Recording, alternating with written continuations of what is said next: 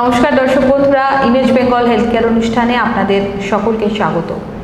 হাঁটু ব্যথা, আজকের দিনে হাঁটু ব্যথা একটা বিরাট বড় সমস্যা। আর এই হাঁটু ব্যথার সমস্যা সমাধানের জন্য এর আগে আমরা আপনাদেরকে নানা ধরনের চিকিৎসার কথা বলেছি, কিন্তু আজকে একটু অন্য ধরনের বিষয় নিয়ে আপনাদের সঙ্গে আলোচনা করব। অনেক দর্শক বন্ধু আমাদের বলে থাকেন যে আমরা যখন ওষুধ নিচ্ছি তখন আমাদের হাঁটু ব্যথা কমছে, কিন্তু ওষুধ যখন বন্ধ হয়ে যাচ্ছে তখন কিন্তু হাঁটু ব্যথা আবার আগের অবস্থায় ফিরে যাচ্ছে। তাহলে স্বভাবতই প্রশ্ন উঠতে পারে যে এর থেকে আমরা বেরিয়ে আসবো কীভাবে, বা এর থেকে মুক্তি কিভাবে সম্ভব, যে সমাধানটা হবে দীর্ঘমেয়াদী এবং সম্পূর্ণ। তো আজকে আমরা হাঁটু ব্যথা কমানোর উপায় নিয়ে কিছু ব্যায়াম নিয়ে কথা বলবো, যে ব্যায়ামগুলো যদি আপনারা প্রতিনিয়ত অভ্যাস করেন তাহলে কিন্তু আপনাদের হাঁটু ব্যথা যেমন কমে যাবে তেমনি ধীরে ধীরে সেরে যাবে। তার ফলে আপনি কিন্তু একটা সুস্থ সুন্দর জীবন পাবেন। এই বিষয় নিয়ে কথা বলতে আজকে আমি এসে উপস্থিত হয়েছি বিবেকানন্দ যোগ অনুশীলন কেন্দ্রে, এবং আমরা আমাদের মধ্যে পেয়েছি বিশিষ্ট যোগ চিকিৎসক ডক্টর অভিজিৎ ঘোষকে। নমস্কার স্যার। প্রথমেই আপনাকে আমাদের ইমেজ বেঙ্গল হেলথ কেয়ারে স্বাগত জানাচ্ছি। তো আজকে যেটা মূল আলোচনা আমাদের, যে হাঁটু ব্যথা নিয়ে আমরা আলোচনা বা ব্যায়াম নিশ্চয়ই দেখব, কিন্তু প্রধান প্রশ্ন খুব শর্টে জানতে চাই যে হাঁটু ব্যথা হয় কেন, বা হাঁটু ব্যথার কারণটা ঠিক কী আপনাদের কাছে? হাঁটু ব্যথা একটা লাইফস্টাইল ডিসঅর্ডার। এটা আমাদের বেশিরভাগ দেখা যায় যে আফটার 40s, আফটার 50s, 40-50 বছর বয়সের পর এর বেশি প্রাদুর্ভাব দেখা যায় এবং মানুষ খুব কষ্ট পায়। তার কারণ পায়ের উপর নির্ভর করেই আমরা আমাদের জীবন জীবিকা নির্বাহ করি, সেখানে হাঁটু হচ্ছে মেইন সাপোর্ট, আর সেটাই যদি ডিস্টার্ব হয় তাহলে এটা একটা বড় সমস্যা। তো এটা এক তো খুব ওভার ইউজের কারণে হয়, খুব আর কি বেশি ইউজ হয়েছে, খুব বেশি এক্সাগারেটেড আর ডাইনামিক লাইফ লিড করেছে, তাদের একটা বড় সমস্যা।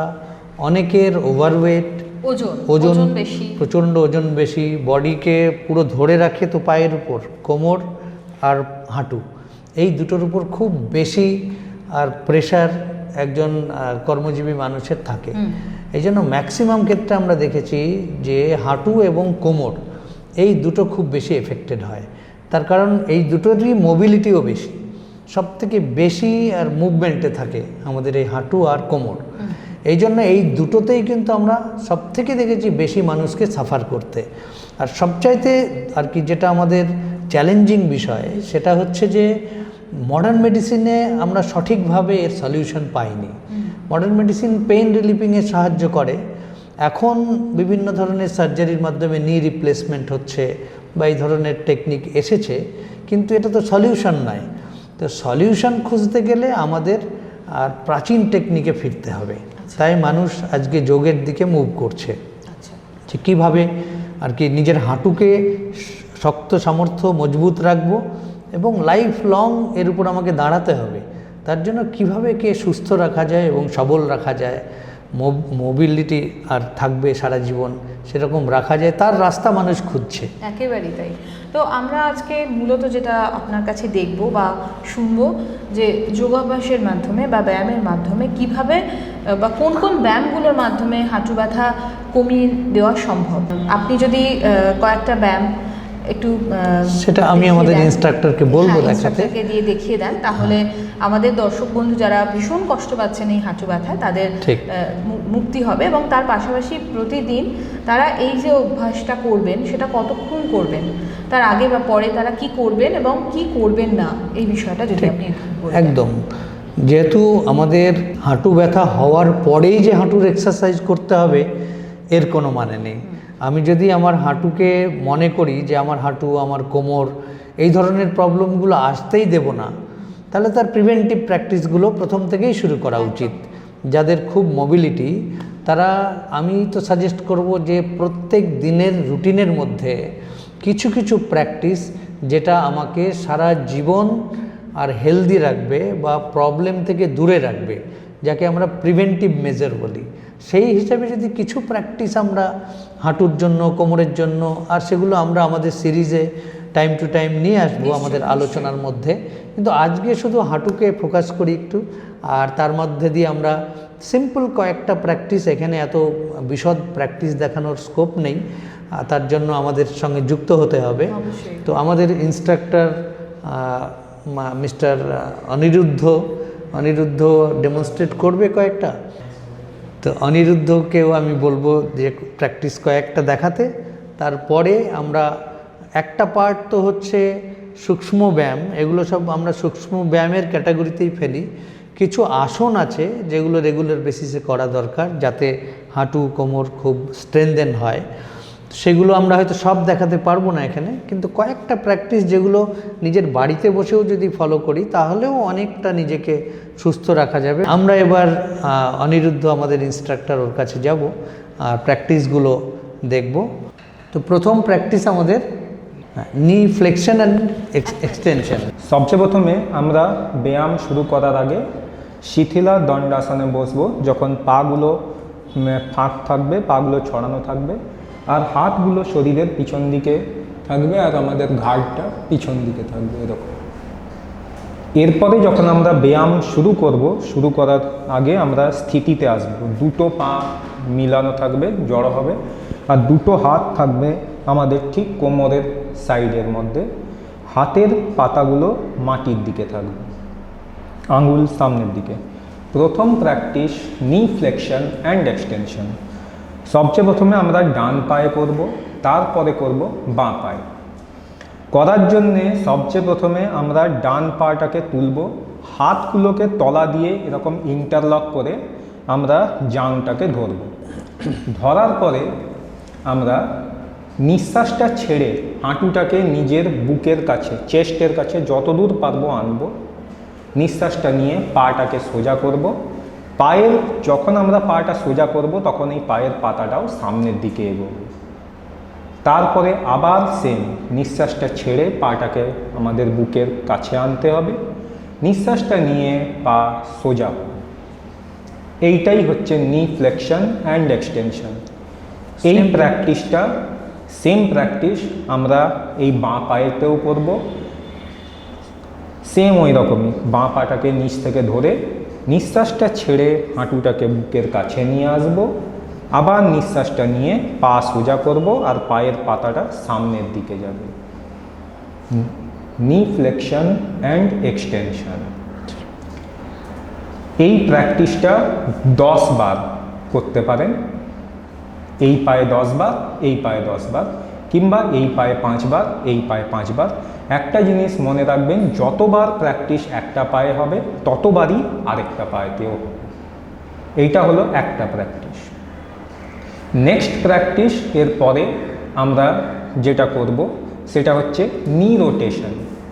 নি রোটেশনের জন্যে প্রথমে আমরা স্থিতিতে আসব। স্থিতিতে আসার পরে ডান পাটাকে সেম যেরকম এর আগের বারে তুলেছিলাম ওই রকমভাবেই তুলে নিচের থেকে ধরে নেব। ধরে নেওয়ার পরে আমরা নিজের পাটাকে, তার মানে হাঁটুর থেকে নিয়ে পায়ের নিচের ভাগটা শুধু আমরা গোল গোল ঘোরাবো ক্লকওয়াইজ ডাইরেকশনে প্রথমে, তারপরে ক্লকওয়াইজ হয়ে গেলে পরে আবার অ্যান্টি ক্লকওয়াইজ ডাইরেকশনে। এটাতে একটা জিনিস যেটা লক্ষ্য রাখার, যেটা আমাদেরকে একটু খেয়াল করতে হবে, সেটা হচ্ছে যে আমাদের পায়ের এই যে কোমর থেকে নিয়ে হাঁটু অবধি এই পোর্শনটা কিন্তু মুভ হবে না, এইটা ফিক্স থাকবে। শুধু পায়ের এই নিচের অংশটা মুভ হবে, এইটা গোল গোল ঘুরবে। 5 বার ক্লকওয়াইজ, 5 বার অ্যান্টি ক্লকওয়াইজ, বা 10 বার ক্লকওয়াইজ, 10 বার অ্যান্টি ক্লকওয়াইজ ঘোরাতে পারেন। সেম প্র্যাকটিস বাঁ পায়েতেও হবে, সেম ওই রকমই। বাঁ পাটা প্রথমে নিচের থেকে ধরবো, ধরার পরে আবার ওই এক ক্লকওয়াইজ ডাইরেকশনে ঘোরাবো প্রথমে, তারপরে অ্যান্টি ক্লকওয়াইজ ডাইরেকশনে আমরা ঘোরাবো। ঠিক। প্রত্যেকটা ব্যায়াম যখনই আপনি একটা ব্যায়াম শেষ করবেন, শেষ হলে পরে শিথিলা দণ্ডাসনে এরকমভাবে বসে বিশ্রাম করতে পারেন। একটা লম্বা নিঃশ্বাস আস্তে আস্তে নিয়ে আবার আস্তে আস্তে ছাড়বেন। যাতে টায়ার্ডনেস মানে হাঁপিয়ে না যান। দুটো ব্যায়াম আমি আপনাদেরকে দেখিয়েছি। এরপরে আমি আপনাদেরকে আরও একটা ব্যায়াম দেখাচ্ছি, যেটার নাম হচ্ছে ভার্টিক্যাল নি স্ট্রেচ। ভার্টিক্যাল নি স্ট্রেচ করবার জন্যে আপনারা শবাসনে এরকমভাবে শুয়ে যেতে পারেন। শুয়ে পরে মনে রাখবেন, প্রথমে আপনাদেরকে শবাসনে শুতে হবে, তারপরে দুটো পাকে মিলিয়ে নেবেন আর দুটো হাতকে কোমরের কাছে, এই হাতের পাতাগুলো মাটির দিকে থাকবে আর দুটো হাত কোমরের কাছে থাকবে। এরপরে এক এক করে দুটো পাকে আপনারা হাঁটুর থেকে মুড়ে নেবেন। মুড়ে নেওয়ার পরে প্রথমে আমরা ডান পায়ে ব্যায়ামটা করব, তারপরে বাঁ পায়ে ব্যায়াম করব। ডান পায়ে আপনারা ডান পাটাকে এরকমভাবে তুলে আবার ওই এক সেম পজিশন, নিচের থেকে এরকমভাবে হাতগুলো ইন্টারলক করে নিচের থেকে ধরে নিতে হবে।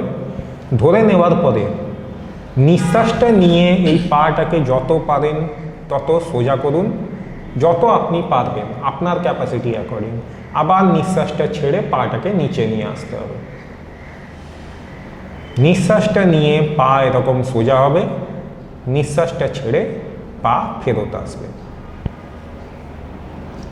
10 বার করতে পারেন, 5 থেকে 10 বার, যতবার পারবেন আপনার ক্যাপাসিটি অ্যাকর্ডিং। তারপরে সেম প্র্যাকটিস বাঁ পায়ে। নিঃশ্বাসটা নিয়ে পা সোজা হবে, নিঃশ্বাসটা ছেড়ে পা ফেরত আসবে। নিক্যাপটাকে টাইটেন করবে এইরকম।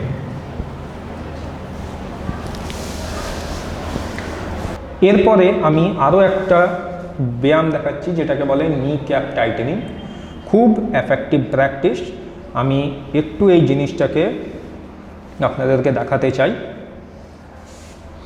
এটা খুবই এফেক্টিভ প্র্যাকটিস নি পেনের জন্য। এটা যত বেশি করা যায়, সারা দিনে যদি 100 টাইমস কেউ করতে পারে, সকালে দুপুরে বিকেলে, যাদের নি পেন আছে তাদের অনেক নি পেন রিলিভ হবে। এটা যে কেউ করতে পারে। ইভেন অনেক সময় নি পেনের জন্য সোয়েলিং হয়, ফুলে যায় অনেকের নি, ইভেন তারাও খুব ধীরে ধীরে এই প্র্যাকটিস করতে পারেন, যেটায় কোনো বেশি এফোর্ট দেওয়ার দরকার পড়ে না। কিন্তু এই অভ্যাসটা চালু রাখলে নি জয়েন্টসটা অনেক সুন্দর এবং তার যে নার্ভসগুলো যায় এখান দিয়ে, সেগুলো অনেক সতেজ থাকবে। আমাদের শরীরের এই যে ভাগটা, হাঁটুর এই ভাগটাকে আমরা টাইট করব, লুজ করব।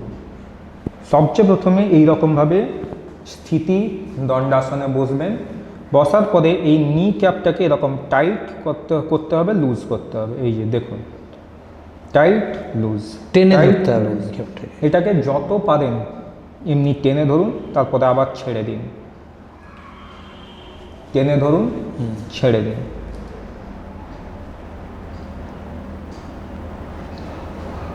আপনারা চাইলে এটাকে বসে বসেও করতে পারেন, শুয়ে শুয়ে চেয়ারে বসে, যেরকম স্যার চেয়ারে বসে আছেন এরকম চেয়ারে বসেও করতে পারেন। ঠিক আছে, যদি ধরুন আপনি শুয়ে আছেন আর পায়ে কোনো অসুবিধে হচ্ছে, তো শুয়ে শুয়েও করতে পারেন। এটার কোনো এরকম লিমিটেশন নেই যে বসে বসেই করতে হবে, কিংবা কোনো এরকম নেই যে চেয়ারে বসেই করতে হবে। যেখানে হোক আপনি বসে করতে পারেন। এরপরে একটা ব্যায়াম আছে যেটাকে বলে প্যাটেলা মুভমেন্ট, সেটা আমি দেখাচ্ছি। আমাদের এই যে হাঁটুর এই যে উপরের এই যে হাড়টা আপনারা দেখতে পাচ্ছেন, এই হাড়টাকে প্যাটেলা বোন বলে। এই প্যাটেলা হাড়টাকে আমাদেরকে ঘোরাতে হবে বা মুভ করতে হবে। এটাকে মুভ করবার জন্যে একটা জিনিস মনে রাখবেন, আঙুলগুলো যেন এই রকমভাবে থাকে, একটা আঙুল উপরে একটা আঙুল নিচের দিকে। আঙুল উপরে আর নিচে থাকবে এই রকমভাবে। আঙুল উপরে নিচে থাকার পরে এবারে দেখুন, প্রথমে আমরা এই হাড়টাকে উপরে আর নিচে, উপর দিকে নিচে দিকে আমরা মুভ করব। এই রকম, এই উপরে এই নিচে, এই উপরে এই নিচে, শুধু এই হাড়টা মুভ হবে উপরে নিচে, এই রকম। এটাকে 5 বার চাইলে আপনারা উপর দিকে মুভ করতে পারেন, 5 বার নিচে। যতবার উপর দিকে হবে ততবার নিচে দিকে হবে। এইরকম। তারপর সাইড ওয়াইজ। তারপরে যখন উপরে আর নিচে মুভমেন্টটা হয়ে যাবে, তারপরে এটাকে ডান দিক আর বাঁ দিক, ডান দিকে আর বাঁ দিকে মুভ করতে হবে। তার জন্য এই হাতটাকে আমরা এই সাইডে এরকমভাবে ধরব, একটা হাত বাঁ দিকে থাকবে, একটা ডান দিকে থাকবে। সাইডে ওই রকমই ডান দিক থেকে বাঁ দিকে ঠেলতে হবে, বাঁ দিক থেকে ডান দিকে ঠেলতে হবে, আবার এরকম, এই দেখুন আস্তে আস্তে এরকমভাবে ঠেলতে হবে, একবার ডান দিকে একবার বাঁ দিকে। যাদের পেইন থাকে বা ফোলা থাকে তারা খুব সতর্কতার সঙ্গে করবেন, খুব জোরে ফোর্স না করা, যতটুকু সহনশীলতার মধ্যে দিয়ে হয় আরামসে ঠেলে ঠেলে মুভমেন্টটাকে বাড়াতে হবে, এটা মাথায় রাখতে হবে। প্যাটেলা হাড়টাকে ক্লকওয়াইজ আর অ্যান্টি ক্লকওয়াইজ ঘোরাবো। ক্লকওয়াইজ অ্যান্টি ক্লকওয়াইজ ঘোরানোর জন্যে একটা জিনিস মাথায় রাখবেন, একটা হাতের উপরে আরেকটা হাত রাখতে হবে। আর আমাদের হাতের এই যে অংশটা, তার মানে এই আঙুল নয়, আঙুল ছাড়া এই যে অংশটা, এই অংশটা দিয়ে আমরা এইটা ঘোরাবো। তো হাতের এই অংশটা আমাদের হাঁটুর উপরে রাখতে হবে, রেখে পরে এবারে এইরকম ক্লকওয়াইজ ঘোরাতে হবে 5 বার, 5 বার অ্যান্টি ক্লকওয়াইজ ঘোরাতে হবে। যতবার ক্লকওয়াইজ ঘোরাবেন ততবার অ্যান্টি ক্লকওয়াইজও ঘোরাতে হবে। এইরকমভাবে এই প্র্যাকটিসটা হবে। যখন 3টে প্র্যাকটিস হয়ে যাবে, তার মানে উপরে নিচে করা, ডান দিক বাঁ দিক সাইড ওয়াইজ করা, ঘোরানো ক্লকওয়াইজ অ্যান্টি ক্লকওয়াইজ ঘোরানো, তো সব শেষে আপনাদেরকে দুটো হাতে ঘর্ষণ করতে হবে। ঘর্ষণ করে দুটো হাতকে আগে ভালো করে গরম করবেন, গরম করে পরে একটা হাতকে নিচে আর একটা হাতকে উপরে রাখবেন, একটা হাত হাঁটুর নিচে থাকবে, একটা হাত উপরে থাকবে। যে ঘর্ষণ করে পরে যে গরম হবে হাতটা, ওই গরমটাকে এখানে লাগাতে হবে।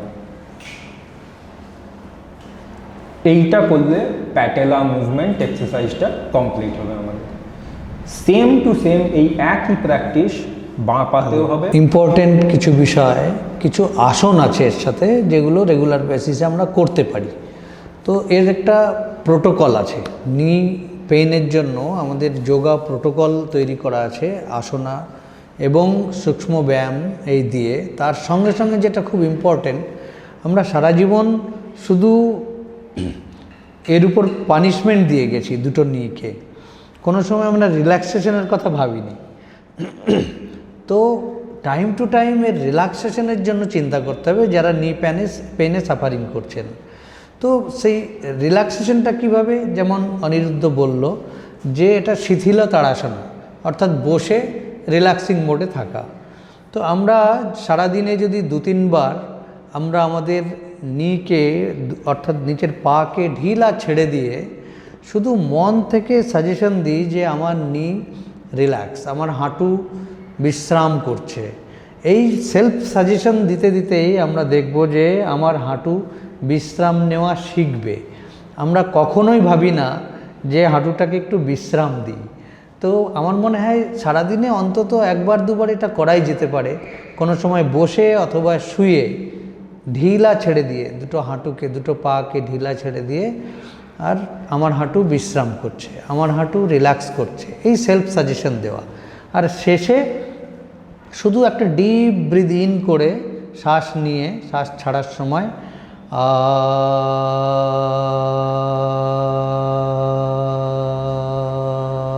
এরকম লম্বা একটা চ্যান্টিং করা।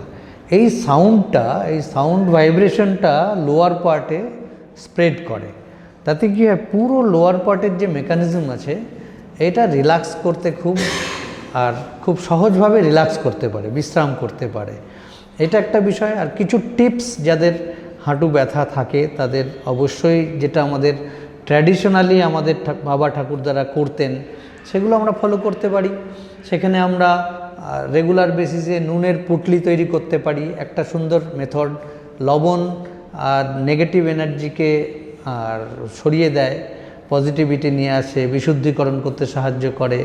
তো লবণের পুটলি বানিয়ে সেটা যদি একটু গরম তাওয়াতে শ্যাক দিয়ে গরম করে যদি আমরা এখানে শ্যাক দিই, প্রত্যেক দিন রাত্রে শোয়ার আগে যদি এটা করি, তাহলে রাত্রের যে যন্ত্রণা তার থেকে অনেকটা মুক্ত থাকা যাবে।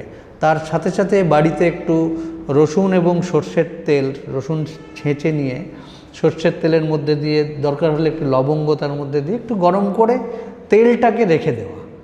এবার যখন সময় হবে দিনে 2-3 বার ওই তেলটাকে একটু করে হালকা, খুব বেশি প্রেসার দিয়ে মাসাজ করা নিয়ম নেই কিছু, যেগুলো আমরা জানি না ভালোভাবে আমরা করব না।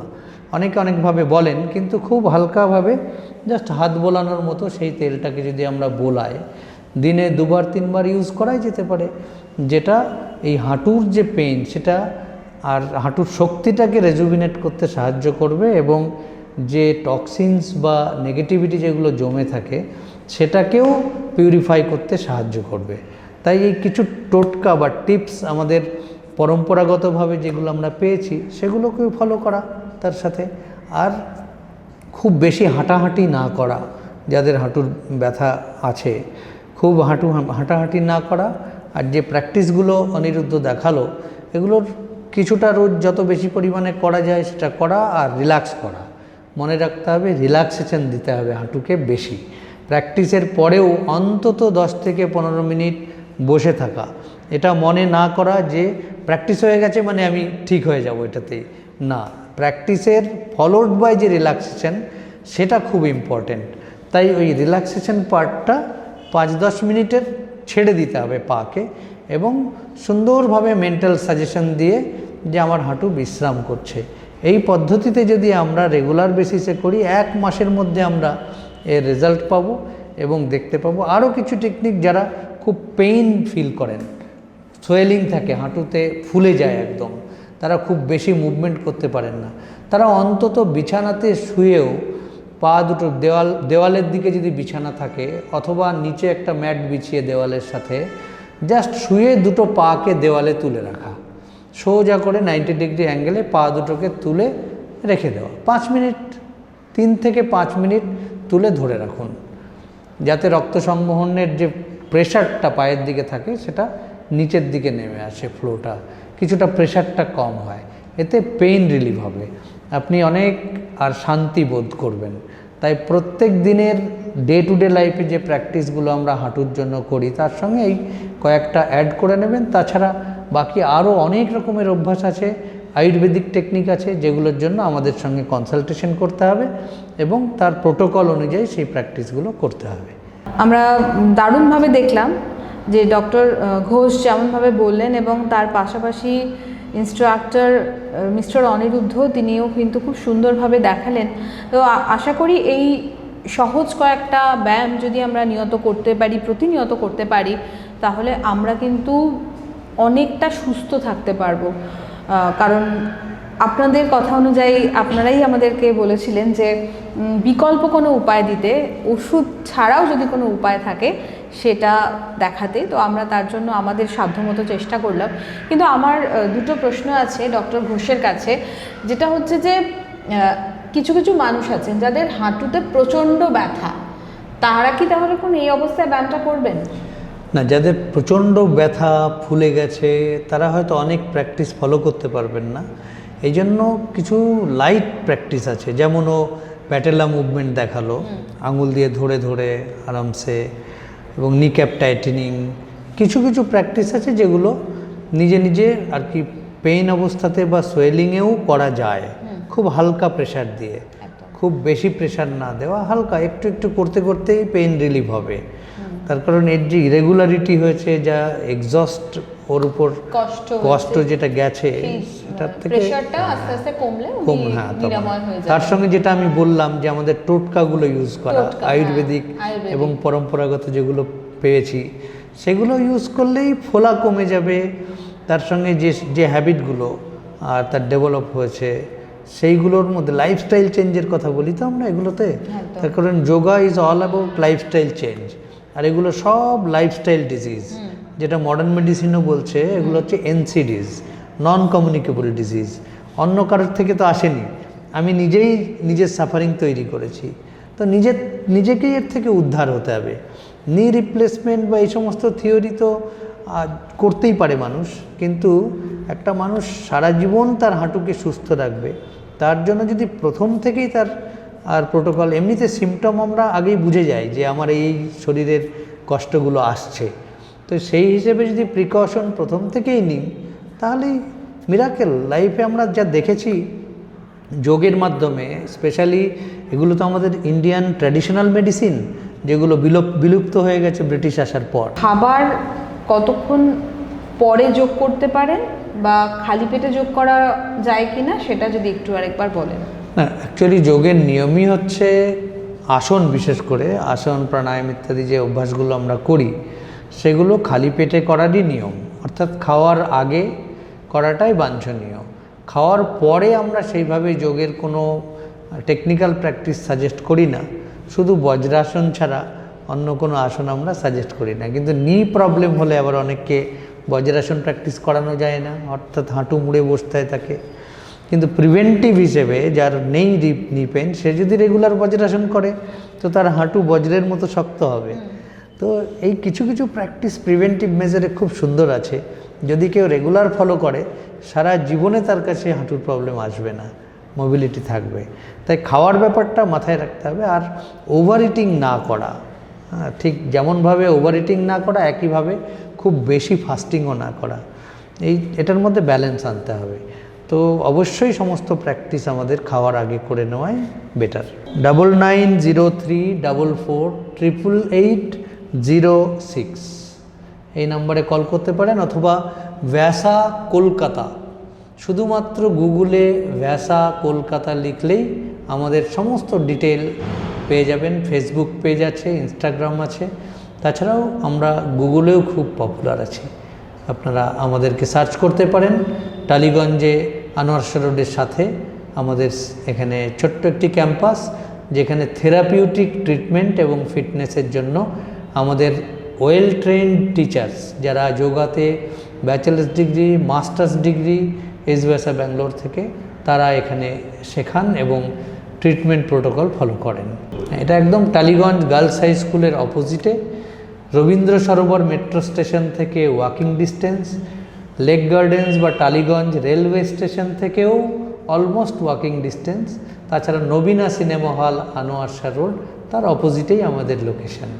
আসুন, আমরা সব সময় আপনাদের পাশে আছি সুস্থ রাখার জন্য, সুস্থ পৃথিবী গড়ার জন্য। থ্যাংক ইউ, ধন্যবাদ। ধন্যবাদ, সকলে ভালো থাকবেন। আর তার পাশাপাশি অবশ্যই এখনও যারা image Bengal health care subscribe করেননি তাদের জন্য বলবো, এরকম নিত্য নতুন অনেক কিছু ইনফরমেশন পেতে, নিজেদেরকে সুস্থ রাখতে, নিজেদের পরিবারকে সুস্থ রাখতে অবশ্যই আপনারা image Bengal health care like করবেন, শেয়ার করবেন এবং সাবস্ক্রাইব করবেন। আর পাশে থাকা যে বেল বাটনটা সেটা অন করে দেবেন, যাতে একদম নোটিফিকেশান আপনার কাছে সরাসরি পৌঁছে যায়। ভালো থাকবেন, ধন্যবাদ।